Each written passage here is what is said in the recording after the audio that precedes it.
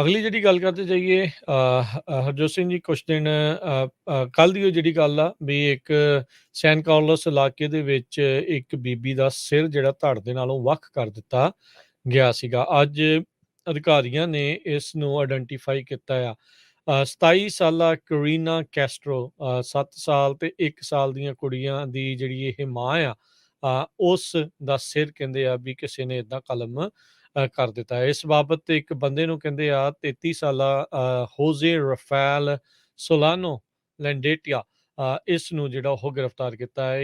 ਇਹਦੀ ਤੇ ਕਰੀਨਾ ਦੀ 1 ਸਾਲ ਦੀ ਜਿਹੜੀ ਕੁੜੀ ਆ ਉਹ ਸਾਂਝੀ ਸੀ, ਉਸ ਦਾ ਪਿਓ ਸੀਗਾ ਜਿਸ ਨੇ ਇਸ ਕੁੜੀ ਦਾ ਜਿਹੜਾ ਆ 27 ਸਾਲਾਂ ਦੀ ਕਰੀਨਾ ਦਾ ਜਿਹੜਾ ਉਹ ਕਤਲ ਕਰ ਦਿੱਤਾ ਆ। ਸੋ ਕਹਿੰਦੇ ਵੀ ਹੁਣ ਦੇਖੋ ਅੱਗੇ ਕੀ ਬਣਦਾ ਆ। ਕਰੀਨਾ ਕੈਸਟਰੋ ਦੇ ਜਿਹੜੇ ਮਾਪੇ ਆ ਉਹ ਕੁੜੀਆਂ ਨੂੰ ਜਿਹੜੀ ਚਾਈਲਡ ਪ੍ਰੋਟੈਕਟਿਵ ਕਸਟਡੀ ਆ ਉਹਨਾਂ ਤੋਂ ਵਾਪਸ ਲੈਣ ਦੀਆਂ ਜਿਹੜੀਆਂ ਕੋਸ਼ਿਸ਼ਾਂ ਦੇ ਵਿੱਚ ਨੇ। ਸੋਲਾਨੋ ਨੂੰ ਮਰਡਰ ਚਾਰਜਿਸ ਜਿਹੜੇ ਉਸ ਦੇ ਉੱਤੇ ਲਗਾ ਕੇ ਅੱਜ ਅਦਾਲਤ ਵਿੱਚ ਜਿਹੜਾ ਉਹ ਪੇਸ਼ ਕੀਤਾ ਗਿਆ ਸੀਗਾ।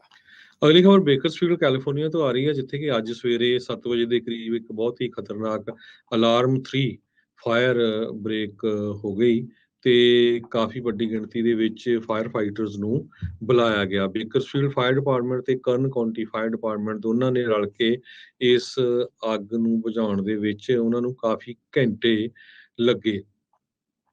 17 ਰਿਪੋਰਟ ਦੇ ਮੁਤਾਬਕ ਕਹਿੰਦੇ ਪਈ ਜੋ ਫਾਲਾ ਸਟੋਰ ਆ, ਉੱਥੇ ਬਹੁਤ ਵੱਡਾ ਸਟੋਰ ਆ, ਉਹਨੂੰ ਅੱਗ ਲੱਗੀ ਸੀ।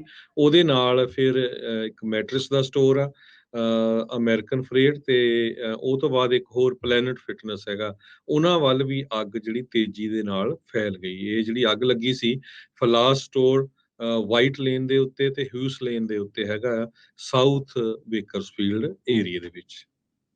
ਜੀ ਬਿਲਕੁਲ।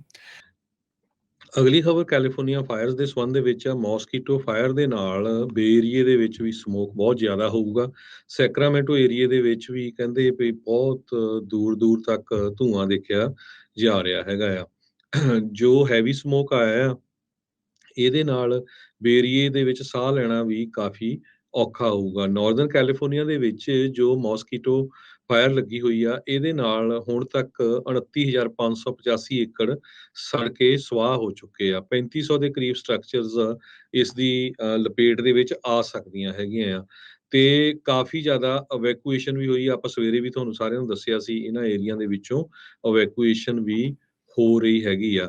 ਜੋ ਹਵਾਵਾਂ ਆ ਕਾਫੀ ਤੇਜ਼ ਚੱਲ ਰਹੀਆਂ, ਸੋ ਇਹਦੇ ਨਾਲ ਕਹਿੰਦੇ ਪਈ ਹੋਰ ਵੀ ਜ਼ਿਆਦਾ ਅੱਗ ਤੇਜ਼ ਫੜੂਗੀ ਕੱਲ ਤੱਕ, ਸ਼ਨੀਚਰਵਾਰ ਤੱਕ, ਇਹ ਜੋ ਨਵੀਆਂ ਰਿਪੋਰਟਸ ਆ ਰਹੀਆਂ ਹੈਗੀਆਂ ਆ।